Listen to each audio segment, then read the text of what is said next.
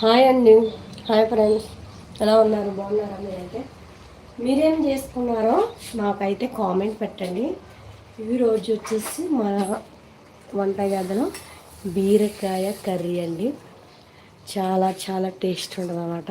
కొబ్బరి పల్లీలు వేసాం కదా, మస్తు టేస్ట్ ఉంటుంది ఈ కర్రీ. రైస్లోకి, చపాతీ, రోటీలోకి దేనికైనా బాగుంటుంది అన్నమాట. టేస్ట్ అయితే నెక్స్ట్ లెవెల్ ఉంటుంది.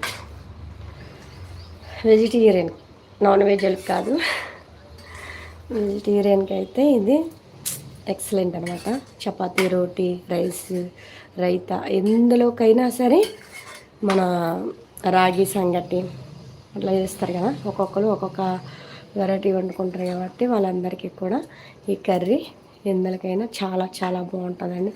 చూసారా, మనం పల్లి కొబ్బరి పేస్ట్ వేయడం వల్ల గ్రేవీ అనేది ఎంత ఎక్కువ వచ్చింది మనకి.